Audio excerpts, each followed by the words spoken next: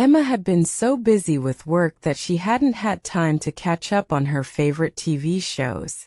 One evening, she finally decided to catch up on everything she had missed. She grabbed a blanket, made some tea, and got comfortable on the couch, ready to catch up on weeks of episodes. Just as she was about to start, her phone buzzed. It was her friend Mia. "Hey Emma, want to grab dinner?" "I wish I could, but I really need to catch up on my shows tonight," Emma said. Mia laughed. "Fair enough. I still need to catch up on a few series myself. Enjoy." Emma put her phone aside and pressed play. As she watched, she realized how much she had to catch up on. There were so many plot twists she had missed. She made a mental note to catch up on online fan discussions later. The next morning she felt refreshed. But as she checked her inbox, she groaned. "I have so many emails to catch up on," she muttered. She spent the next hour trying to catch up on all the messages she had ignored. Her boss walked by and smiled. "Catching up on emails, Emma?" "Yes, I fell behind last week, so I'm trying to catch up on everything now." Later that day, she met her friend Jack for coffee.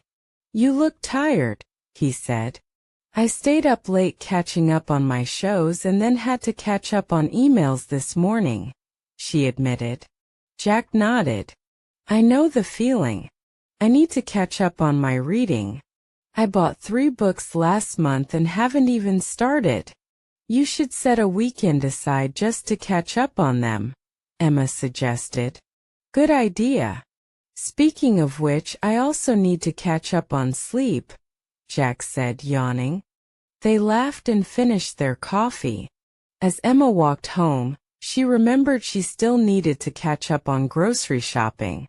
She stopped by the store and bought everything she had been putting off. When she got home, she noticed a stack of letters on her desk. "Oh no, I still have to catch up on my bills," she sighed. She sat down and caught up on paying everything she had postponed. By the end of the day, she felt accomplished. "At least I caught up on most things today," she thought. Before bed, she picked up a book she had abandoned months ago. "Time to catch up on some reading," she whispered to herself, smiling.